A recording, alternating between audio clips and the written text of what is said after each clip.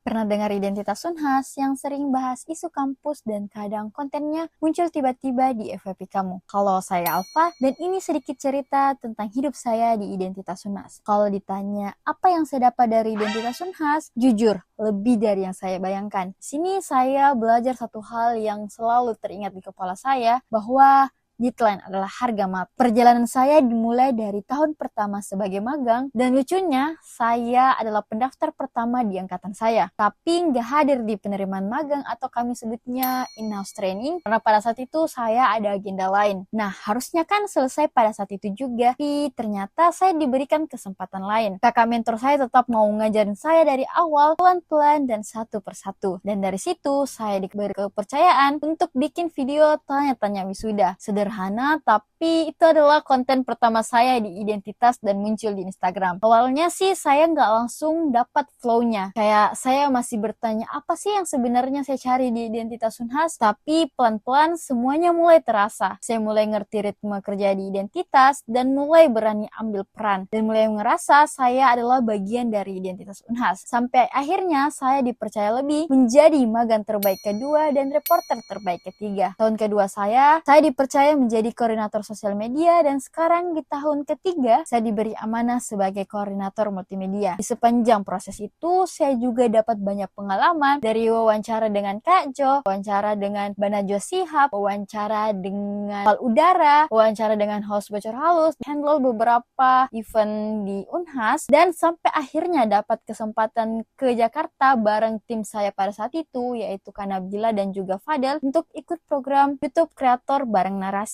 Belum lagi momen yang accidentally tiba-tiba menjadi koordinator divisi acara di Disnatalis Identitas Unhas yang ke-50. Kalau mau dibilang sih capeknya itu sangat, tapi seru banget. Tapi yang paling berharga dari identitas bukan cuma soal pengalaman. Saya ketemu banyak orang dari berbagai jurusan yang akhirnya menjadi rumah kedua saya, dan kami menyebutnya yaitu Malili, tempat untuk saling support dan saling ngerayain, dan ya kadang juga penuh dengan dinamika. Kalau mau dibilang sih capek, tegang, huru-hara yang gak selalu selesai, tapi entah kenapa kita tetap mau kasih yang terbaik buat Sobat Iden. Dan mungkin itu yang paling saya pelajari, identitas bukan cuma tempat untuk berkarya, tapi tempat untuk bertumbuh dan juga untuk belajar. Dari yang cuma coba-coba hingga benar-benar menemukan tempat untuk berkembang. Dan kalau ditanya lagi, apa yang saya dapat dari identitas Unhas masih sama, lebih dari yang saya bayangkan.